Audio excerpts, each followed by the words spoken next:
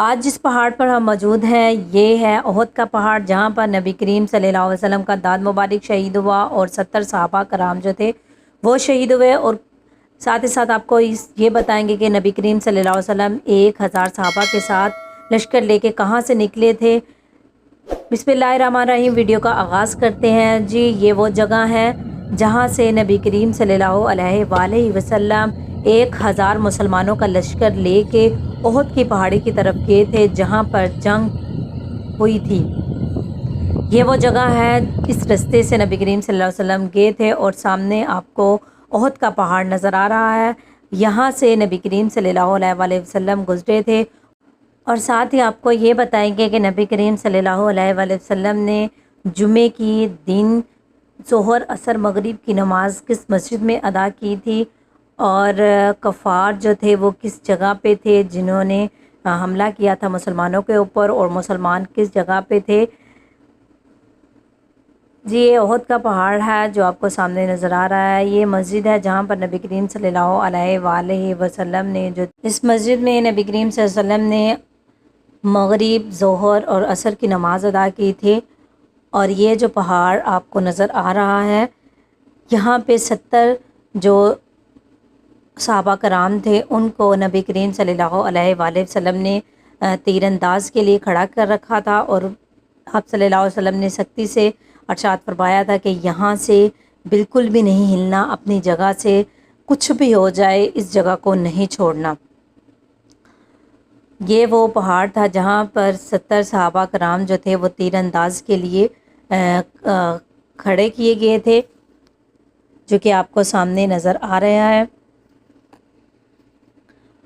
اور یہاں پہ اس مقام پر 70 جو صحابہ تھے وہ شہید ہوئے تھے۔ اسی جنگ میں نبی کریم صلی اللہ علیہ وسلم کا داند مبارک بھی شہید ہوا تھا۔ اور یہ جو جگہ ہے جہاں پر مسلمان کھڑے تھے، اور اس کے اپوزٹ سائڈ پہ کفار جو تھے وہ موجود تھے۔ جب خالد بن ولید نے حملہ کیا تھا تو اس مقام پر بہت سے جو صحابہ تھے وہ شہید ہو چکے تھے، لیکن اس کے باوجود بھی نبی کریم صلی اللہ علیہ وآلہ وسلم نے تاکید کی تھی کہ اس جگہ سے بالکل بھی نہیں آپ لوگوں نے ہلنا، جہاں ہلنا یہاں تک کہ کچھ بھی ہو جائے۔ لیکن کچھ صحابہ جو تھے وہ اس جگہ سے جا چکے تھے، اور پھر خالد بن ولید اور ابو سفیان بھی جو تھے وہ یہاں پر اس پہاڑی میں آ گئے، جس کی وجہ سے مسلمانوں کو فتح حاصل کرنے میں تھوڑی سی مشکلات کا سامنا کرنا پڑا تھا۔ کفار جو تھے وہ اس سائڈ پہ موجود تھے، اور مسلمان جو تھے وہ دوسری سائڈ پہ، اس کے اپوزٹ سائڈ پہ جو تھے وہ موجود تھے۔ تو جب حملہ ہوا تو نبی کریم صلی اللہ علیہ وآلہ وسلم کا داند مبارک بھی اسی جنگ میں جو تھا وہ شہید ہو چکا تھا، اور اس میں 70 جو تھے وہ صحابہ کرام جو تھے وہ شہید ہوئے تھے۔ ان کی قبر مبارک بھی یہیں پہ موجود ہیں، جو کہ میں آگے جا کے آپ کو دکھاؤں گی، جہاں پر حضرت حمزہ اور ان کے ہمراہ جو تھے وہ 70 صحابہ جو تھے وہ ان کی قبر مبارک جو تھی وہ بنائی گئی تھی، اور نبی کریم صلی اللہ علیہ وآلہ وسلم نے ان کا جنازہ جو تھا وہ دو دفعہ پڑھایا تھا۔ ایک دفعہ جب ان کو دفن کرنے سے پہلے، اور دوسری دفعہ غائبانہ بھی ان کا نماز جنازہ جو تھا وہ پڑھایا گیا تھا۔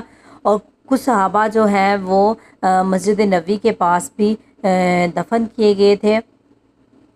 تو یہ وہ سارا ایریا ہے جہاں پہ غزوہ احد جو تھی وہ ہوئی تھی، جہاں پہ جنگ ہوئی تھی۔ اور یہاں پہ جو ہے وہ پرانا جو مدینہ ہے وہ مقیم تھا، اور اس کے بعد جو ہے یہ سارا کا سارا پہاڑ جو ہے وہ احد کا پہاڑی کہلاتا ہے۔ یہاں پر جو تھی وہ جنگ ہوئی تھی۔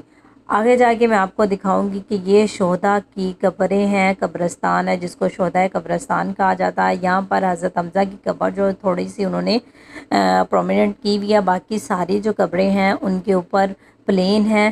اور یہاں پر دعا مانگنے کے لیے آتے ہیں لوگ، اور دعا میں جو نبی کریم صلی اللہ علیہ وسلم نے ہمیں دعا سکھائی ہے وہ دعا مانگی کہ نبی کریم صلی اللہ علیہ وآلہ وسلم اور یہاں پہ جو 70 صحابہ کرام جو تھے وہ شہید ہوئے تھے. جو دعا نبی کریم صلی اللہ علیہ وسلم نے مانگی تھی وہی دعا ہم لوگ بھی مانگیں گے کہ اللہ تعالیٰ ان کو جنت الفردوس میں جگہ دے. اور یہ تو جا چکے ہیں اور اس کے بعد ہم لوگ بھی ہماری بھی باری ہے.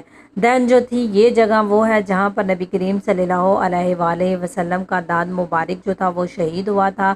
اور یہاں پر جب لوگوں کو یہ محسوس ہوا کہ نبی کریم صلی اللہ علیہ وسلم ابھی زندہ ہے تو سب لوگ جو تھے وہ اس جگہ پر اکٹھے ہو گئے تھے.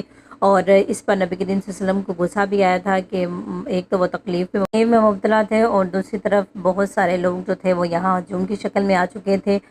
تو جس پر اللہ تعالیٰ نے بھی ایک آیت نازل فرمائی تھی کہ جس کا مفہوم یہ تھا کہ آپ لوگ ایک ہی جگہ پر ہجوم کی شکل میں مت اکٹھے ہوں بلکہ الگ الگ رہے تاکہ جنگ کرنے میں مقابلہ کرنے میں آسانی ہو سکے.